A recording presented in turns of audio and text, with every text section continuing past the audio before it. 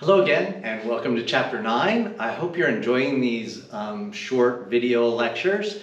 And I included my email on this slide really so that if you had any feedback, either positive or negative, or recommendations for me to include in these videos, I would encourage you to email me. Again, if you have any questions about the content within this video, I would ask you to please contact your instructor. But as we go into Chapter 9, and Chapter 9 has a lot of gray areas in it, so we're really getting into these questions that don't have hard and fast, black and white answers, yes and no, for ethics in the workplace. So what I'm going to do is I'm going to mention some of these things that are highlighted in the text, and again, offer you the chance to maybe pause the video, think about this issue, and think about what your answer would be, and then kind of go over what my opinion is on these. Again, there's no hard and fast rules on any of these. I will just offer my opinion. Your professor might have a different opinion, and you might have a different opinion, and that's all okay. So the first question that they really highlight in the text in this chapter is this idea of privacy at work. And I guess this is our first opportunity to maybe pause the video and kind of think about, do you think that you have privacy at work? All right, so now that you've had a little bit of a chance to think about that, and I think most of us initially maybe say, yes, I have privacy at work, or there might be some that say, no, I have no privacy at work. The answer is probably somewhere in between, that you do have some privacy at work, but not a whole lot. That when you're making phone calls, sending emails, things like that, even if they're of a personal nature on your work phone or computer, they're going over the company's network, and you should not expect to have any privacy in those, because companies can and do keep copies of everything going over their lines. Now, that isn't to say they look at them unless there's a legal case or something like that, but they do have the ability to capture them.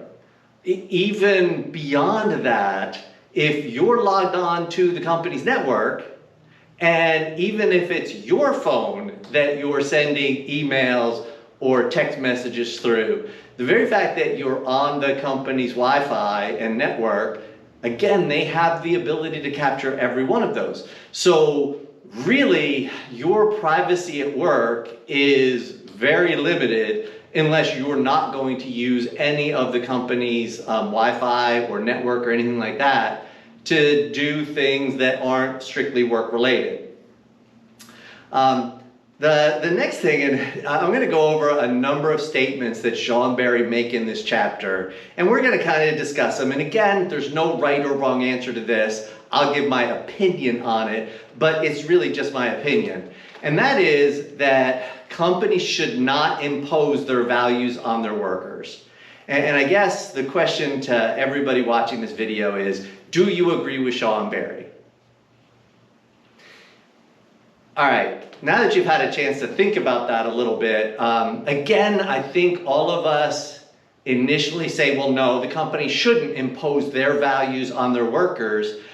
But if it was your company and you didn't want certain things going on in your company, and would you want your employees to say, well, I don't want you imposing your values on me? For example, and I think we brought this up in previous videos, that the Yankees have a rule of no beards. And again, you might disagree with that, but is there anything ethically wrong with it? And again, that's one of their values. If the company says, well, we don't want facial tattoos, well, again, you could argue that that's a value. And if the company says, hey, that's not what we want our workers to portray to our customers, is there anything wrong with that? Shaw and Barry would tend to think that yes, there is, but do the rest of us think that is the case? Another one is that Sean Barry remark about is people with off-duty jobs. And Sean Barry, their quote is that a firm has a legitimate interest only if the behavior significantly impacts work performance. So in other words, if what you're doing outside of work has no impact on your job, then the business shouldn't have anything to say about it. And again, pause the video and think about whether you agree with Sean Barry or not. Again, this one's probably a little bit easier to agree with Sean Barry on, but like there was a case in the textbook of a Bank of America employee who was a gay stripper after hours. And obviously that had nothing to do with his job performance, but was Bank of America correct in saying you can't do that during your off hours? Because that's not, if anybody sees you there and then sees you at the bank, that's not what we want, that's not our values, and that's not what we want to do. And is that okay? And you know, we all might have a different opinion on that, but that is another gray ethical area right there with ethics in the workplace. One of the other ones that Sean Barry highlight is surrounding drug testing. And we're going to go over two statements that Sean Barry made. And the first one is that they state that for drug testing to be defensible, in other words, for it to be okay, drug testing must be pertinent to the employee's performance and there must be a lot at stake. So given that statement, you can pause the video again and think about whether or not you agree with Sean Barry or not. And again, this is a tougher one. Obviously, I don't agree with this because according to Sean Barry, only if the employee's performance is hindered by drugs and there's a lot at stake. So for example, for me, this Limestone would not be ethical in drug testing me because while it might impact my performance, there's not a lot at stake.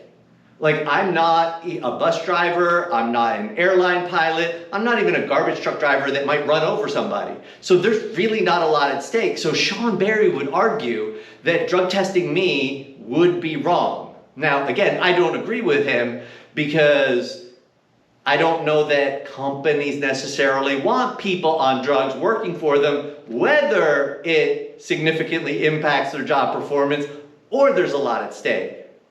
The other statement that Sean Barry makes, which I think is an interesting statement, is about due process. And while I agree with the initial statement that they say due process must be followed, I agree with that due process must be followed, but then they followed up with including advance notification of testing.